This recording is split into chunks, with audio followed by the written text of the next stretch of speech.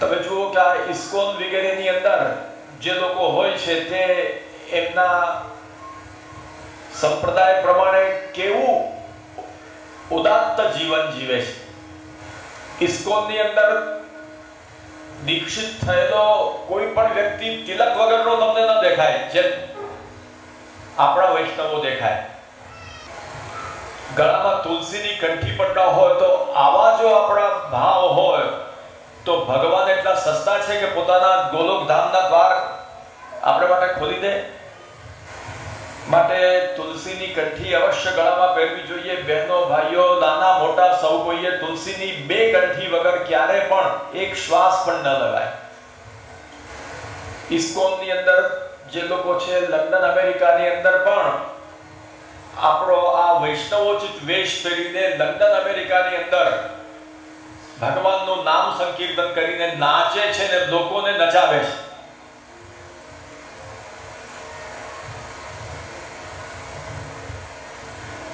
એટલે પ્રત્યેક વ્યક્તિએ નાનામાં નાના બાળકે પણ તિલક કરવું જોઈએ। બહેનોએ પણ ટીકી એમનું તિલક છે। અને જેમના પતિ ન હોય તેવા લોકોએ પણ ચરણામૃત વગેરેથી લલાટના ઉપર ચરણામૃત આદિથી તિલકનો ભાવ કરવો જોઈએ। બહેનોએ બાલિકાઓએ પણ ટીકી કરવી જોઈએ। આપણા વૈષ્ણવો તિલક નથી કરતા, ધોતી નથી પહેરતા। આવા પ્રસંગે પણ જો આપણે આપણો વૈષ્ણવોચિત પોશાક ન પહેરી શકીએ તો આપણે ક્યારે પહેરશું? તમને ખબર છે કે હમણાં થોડા વખત પહેલા 8-10 મહિના થયા હશે કે વર્ષ થયું હશે, એક મુસલમાને બહુ પ્રેમથી આપણા હિન્દુઓને બહુ જ સલાહ આપી છે, બહુ જ પ્રેમથી ઉપદેશ આપ્યો છે, જ્ઞાન આપ્યું છે। ડોક્ટર સૈયદ અહેમાન રિઝવી નામનો એ વ્યક્તિ છે, બહુ પ્રબુદ્ધ વ્યક્તિ છે અને વારંવાર તમને યુટ્યુબના ઉપર જોવા મળશે। એણે હિન્દુઓને કીધું છે કે તમે સનાતન ધર્મના તમે લોકો હિન્દુઓ છો, તમે કેમ ધોતી નથી પહેરતા? આને પ્રશ્ન કર્યો છે કે તમે કેમ ધોતી નથી પહેરતા ભાઈ? તમારો પોશાક કેમ તમે પહેરતા નથી? ધોતી કેમ નથી પહેરતા? પછી બીજું કીધું છે કે તમે તિલક કેમ નથી કરતા? કોણ કહે છે? આ મુસલમાન। બાકી આ નિષ્ઠા વગરના 100 કરોડ હોય તો લખામાં, અરે મુઠ્ઠીભર માણસ હોય ને, મુઠ્ઠીભર એ નિષ્ઠા વગરના ટોળાને સમાપ્ત કરી દે। એ તો તમે જાણો છો ને, ઇતિહાસની અંદર પણ મોટી મોટી સેનાઓ હોય પણ નિષ્ઠા વગરની હોય તો મુઠ્ઠીભર સૈન્ય એને પરાસ્ત કરી દે।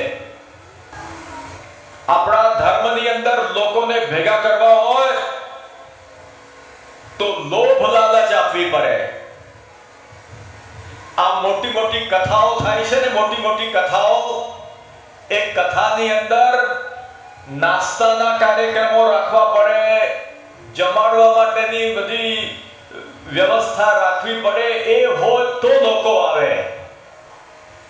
અહીંયા સુરતની અંદર કોઈ હીરાના મોટા અહીંના પ્રસિદ્ધ કોઈ વેપારીએ વચમાં કથા કરાવેલી કેટલાક વર્ષો પહેલા, ત્યારે અમને જાણવા મળ્યું કે સવારનો નાસ્તો પણ એમાં મળવાનો હતો તો સવારના 6 વાગે જઈને લોકો બેસી જતા હતા। આ કેવી દયનીય દશા છે આપણી। ખાવા માટે જઈએ છીએ, જે સમાજ ધર્મને માટે નહીં પણ ખાવા માટે, કે બીજી લોભ લાલચ ને ધ્યાનમાં રાખીને જે ધર્મનું અનુસરણ કરે એ ક્યાંથી ટકી શકવાનો? આપણે લોકોને ભેગા કરવા હોય તો આ બધું કરવું પડે છે।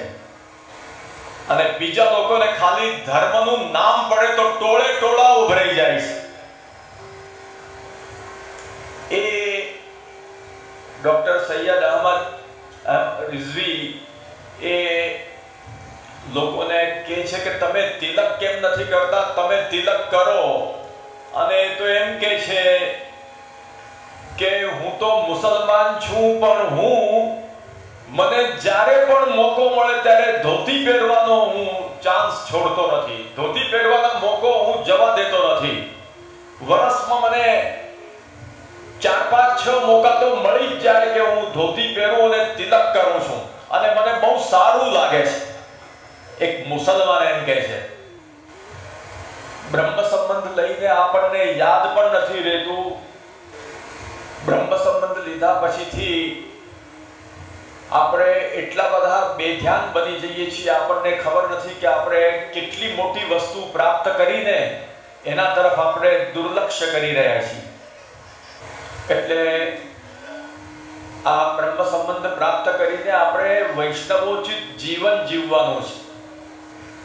આપણે વૈષ્ણવ બન્યા, સર્વોત્તમ પદ આપણને પ્રાપ્ત થયું, તો આપણે આપણા પુષ્ટિ માર્ગીય પદ્ધતિ પ્રમાણે વૈષ્ણવોચિત જીવન જીવવું જોઈએ, ખરું કે નહીં?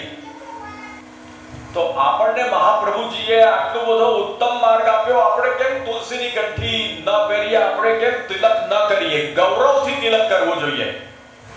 લગભગ વર્ષ દિવસ થયો હશે, અમે અને તમે બધાએ પણ એ સાંભળ્યું હશે કે વિદેશની અંદર, ઓસ્ટ્રેલિયામાં કે ક્યાં ભારતના કિશોર વયના બાળકોની, કિશોર વયના છોકરાઓની એક ટીમ રમવા માટે ગયેલી.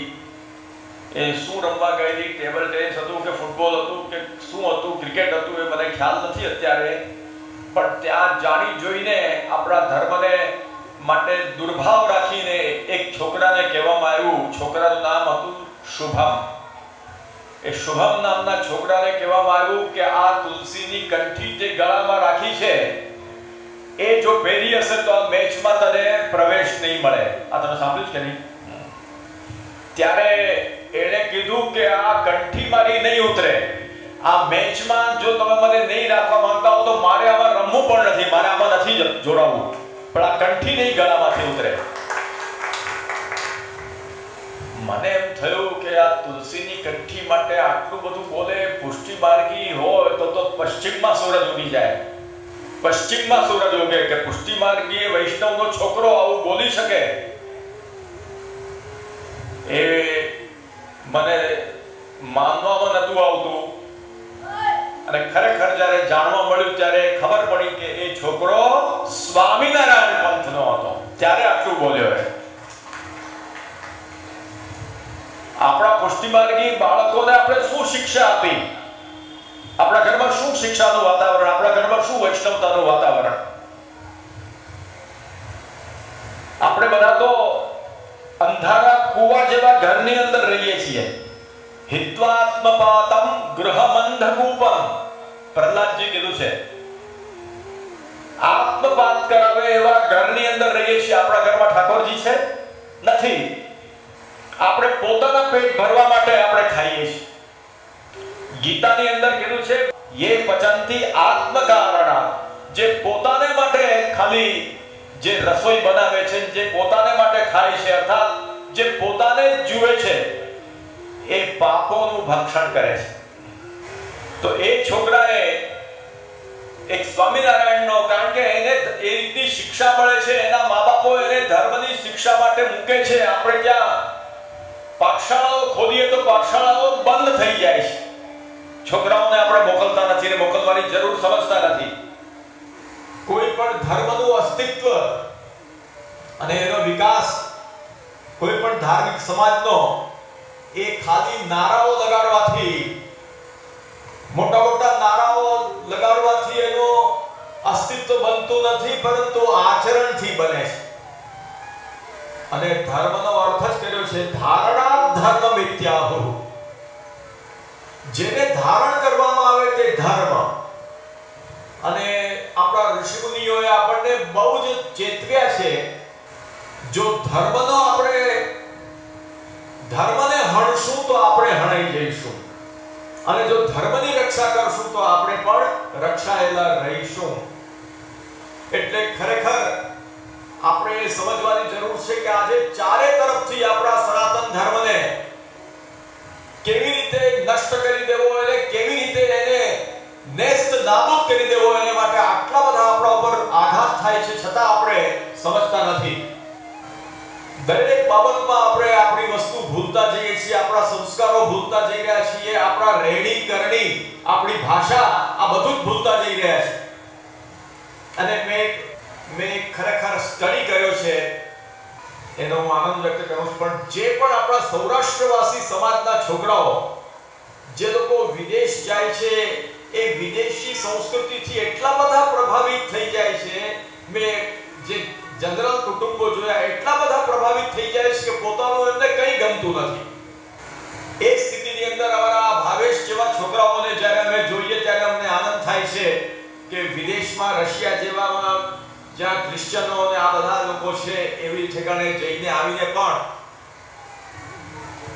પ્રભુની કૃપા છે, આપણો પ્રભાવ બીજે પડવો જોઈએ, બીજાથી આપણે પ્રભાવિત ન થવાનું હોય. આ બધા ધર્મનું મૂળ આપણે છીએ. આપણે ભારતને વિશ્વગુરુ કહીએ છીએ, શા માટે ભાઈ? એતદ દેશ પ્રસૂતસ્ય સકાશાત અગ્રજન્મનઃ સ્વં સ્વં ચરિત્રમ શિક્ષેરન પૃથિવ્યામ સર્વમાનવાઃ. આ દેશની અંદર જે અગ્રજન્માઓ જે થવાના છે, થયા છે, તે આખા વિશ્વના માનવ સમાજને માર્ગદર્શન આપે છે અને આપશે. આ આખી આપણી લક્ષ્ય છે આપણું. એટલે આપણે પેલા આપણું તો કંઈક કરીએ. એટલે તુલસીની કંઠી, 2 કંઠી અવશ્ય પહેરવી જોઈએ, એના વગર એક શ્વાસ ન લેવાય. અને તિલક અવશ્ય ફરજિયાત કરવું જોઈએ. બહેનોને માટે ટીકી એ જ એમનું તિલક છે. અને નાની ઉંમરથી જ આપણા બાળકોને આમાં વાળવા જોઈએ. પ્રહલાદજીએ કીધું છે કે કૌમાર આચરેત પ્રાજ્ઞા ધર્માન ભાગવતાનિહ. નાની ઉંમરથી જ આ બધું આપણે કરવાનું છે.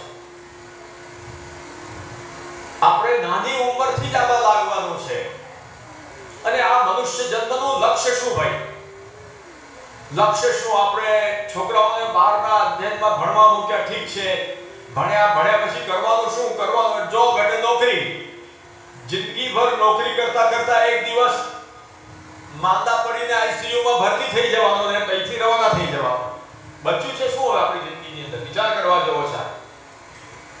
આજ કરવા માટે આ માનવ જન્મ મળ્યો. માનવ જન્મ શેના માટે મળ્યો છે આપણને?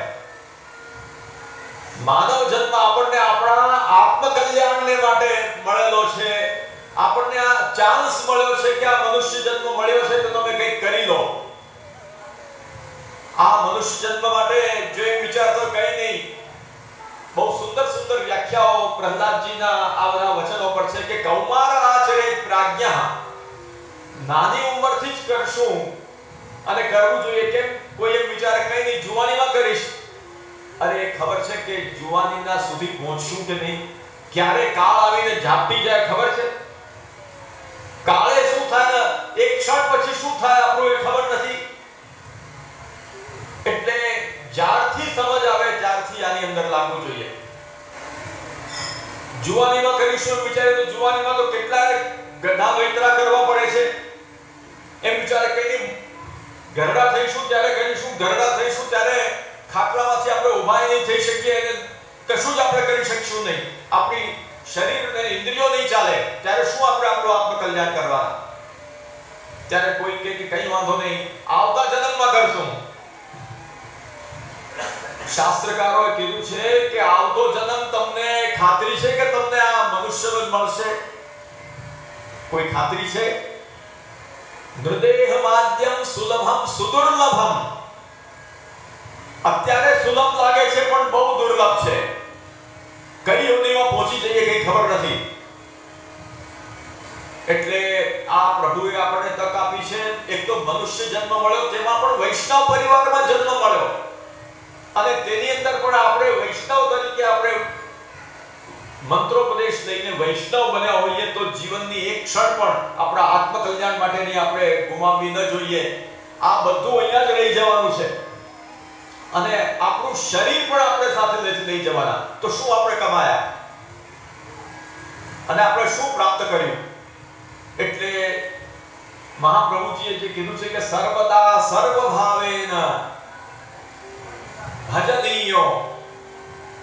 આગળ કોઈને આવડે છે અને આગળનું કંઈ હે રજાદીમાં તમે તો જાણો, પણ જનરલ આપણા સમાજને કંઈ જ ખબર નથી, કંઈ ખબર નથી.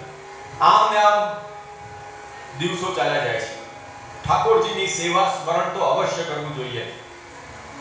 અને ભાઈ એવા તારા વ્યવસાયમાં રહેલા ડોક્ટરો પણ એવા છે અને થઈ ગયા છે કે જે પોતાના આ વ્યવસાયમાં રહીને પણ ઠાકોરજીની સેવા સ્મરણ પોતાના માટે એનો માટેનો ટાઈમ કાઢીને કરતા આવ્યા છે ને કરે છે ને કરીને ગયા પણ ખરા છે. એટલે આપણે આપણું આત્મકલ્યાણ છેવટે કોઈ આપણી સાથે નથી આવવાનું ઠાકોરજી સિવાય, તો એમને આપણે ભૂલી જઈએ એ કેમ ચાલી શકે? એટલે તિલક અવશ્ય કરવું જોઈએ, આપણા ધર્મની જાણકારી હોવી જોઈએ. અને ખાસ તો ઘરની અંદર 84 વૈષ્ણવની વાર્તા, 252 વૈષ્ણવની વાર્તા અને શિક્ષાપત્રનું પ્રત્યેક વ્યક્તિએ પ્રતિદિન નિયમથી એનું મનન વાંચન કરવું જોઈએ. આ વેદાંતનો સાર છે અને આપણા જીવનનો એક માર્ગદર્શન એ આપણને પૂરું પાડે છે, આપણને આપણો માર્ગ દેખાડે છે અને આપણને બહુ મોટું આત્મબળ બને છે. આપણને આ ગ્રંથોનું જો આપણે ચિંતન રાખીએ તો એટલું મોટું આપણને આત્મબળ મળે છે કે ગમે તેવી વિકટ પરિસ્થિતિની અંદર પણ આપણે એનો સામનો કરવા માટેની આપણને શક્તિ અને પ્રેરણા પ્રાપ્ત થાય છે. એટલે આ બધું આપણે કરતા રહેવું જોઈએ. આપણે બ્રહ્મ સંબંધ લઈને આપણને એ ખ્યાલ નથી હોતો કે મેં કેટલી ગંભીર પ્રતિજ્ઞા કરી ઠાકોરજી સામે, એની સિરિયસનેસનો ખ્યાલ નથી. સાક્ષાત પ્રભુની સામે ઊભા રહ્યા પહેલા તો, બરાબર? સાક્ષાત પ્રભુની સામે ઊભા રહીને હાથમાં તુલસીજી લીધા અને હાથમાં તુલસીજીની સાક્ષીએ આપણે કંઈક બોલ્યા, અને જે બોલ્યા તે પણ મનથી નથી બોલ્યા, મંત્રપૂર્વક બોલ્યા. અને જે મંત્ર બોલ્યા તે પણ સાક્ષાત શ્રી ઠાકોરજીના મુખમાંથી પ્રકટ થયેલો મંત્ર. એની અંદર આપણે પ્રભુને કીધું કે મારા દેહ, ઇન્દ્રિય, અંતઃકરણ, પ્રાણ, એના ધર્મો, પરિવાર, ઘર, ધન ક્યાં સુધી ગણાવું, મારાથી સંબંધિત આલોક અને પરલોક બધું જ હું મારા આત્મા સહિત ભગવાન શ્રી કૃષ્ણને સમર્પિત કરું છું અને હું આપનો દાસ છું. અને છેલ્લે આપણે કીધું કે હે કૃષ્ણ, પંચાક્ષરમાં કીધું કે હે કૃષ્ણ હું આપનો જ છું, બીજા કોઈનો નથી. હે કૃષ્ણ હું આપનો જ છું, બીજા કોઈનો નથી. હે કૃષ્ણ હું આપનો જ છું, બીજા કોઈનો નથી. જેમ એક કન્યાનો વિવાહ થાય લોકની અંદર અને એ જેમ પોતાના સર્વસ્વ તરીકે જેમ પોતાના પતિને જેમ ગ્રહણ કરે છે, તેવી રીતે આપણે અલૌકિક પતિ તરીકે આપણા શ્રી ઠાકોરજી ભગવાન શ્રી કૃષ્ણને આપણે ગ્રહણ કર્યા છે. આ આપણે ઠાકોરજીની સામે બોલ્યા અને એ તુલસી ઠાકોરજીના ચરણોમાં સમર્પાય. આટલું બધું આ એક અસાધારણ આ એક વસ્તુ છે જેની સિરિયસનેસ આપણે ભૂલી જઈએ છીએ. આપણને યાદ નથી હોતું કે ગળામાં કંઠી છે કે નહીં, કે મસ્તક પર તિલક છે કે નહીં. જ્યાં ભગવાન નિધિ સ્વરૂપો વિરાજતા હોય, વલ્લભકુલ વિરાજતા હોય, ત્યાં આપણે આમ તો નિત્ય જવું જોઈએ. નિત્ય ન જવાય તો રજાના દિવસે જવું જોઈએ. આપણે તો વર્ષો વીતી જાય છે. જેમની પાસેથી બ્રહ્મ સંબંધ લીધું હોય તેમને વર્ષો વીતી જાય અને 25 વર્ષ પછી જે એકદમ પહોંચી જઈએ ત્યાં અને એકદમ માથે ચડીને કે ક્યાં છે કે ગુરુદેવને લાવો મારે દર્શન કરવા છે, હું 25 વર્ષે આવું છું. અને શરમાવું જોઈએ આપણે. 25 વર્ષ આપણે ગયા. બ્રહ્મ સંબંધ લીધા પછીથી પવિત્ર ને દિવસે પવિત્ર અર્પણ પણ આપણે ન કરીએ. પવિત્ર બારસને દિવસે વર્ષમાં એકવાર ગુરુને પવિત્ર અર્પણ કરવા પણ આપણે ન જઈ શકીએ. એક જ ગામમાં રહીને પણ ન જઈ શકીએ. આનાથી વધારે દયાજનક સ્થિતિ કઈ કહેવાય? આપણે આપણા સ્વધર્મમાં તત્પર રહીએ. બ્રહ્મ સંબંધ લેવા માટે મોટા 25-30 વર્ષના ભાઈઓ આવે, એમને ધોતી પહેરતા ન આવડે. એક બીજા માણસે અપરસમાં નાવું પડે અને એમને ધોતી પહેરાવે છે. પેલો નાનું છોકરું પોતાની મમ્મી પાસે ઊભો રહી જાય ને એને ધોતી પહેરાવી પડે, તેને કપડાં પહેરાવવા પડે. તેમ આપણે ધોતી આપણને કોઈ પહેરાવે તો આપણને ધોતી પહેરતા આપણે આ કેટલું બધું દુઃખદ કહેવાય. બહેનોને માટે, છોકરીઓને માટે એમને કોઈ પહેરાવે ત્યારે સાડી પહેરતા આવડે આ સ્થિતિ આપણા માટે કેટલી બધી દયાજનક કહેવાય. આપણે આપણો પહેરવેશ, ભાષા, ભોજન બધું જ આપણે નકામું સમજીએ છીએ અને એને છોડી દીધું છે. એટલે અમારો કહેવાનો મતલબ એ છે કે આપણે આપણા ફરીથી જાગ્યા ત્યારથી સવાર ફરી પાછા આપણે આપણા કર્તવ્ય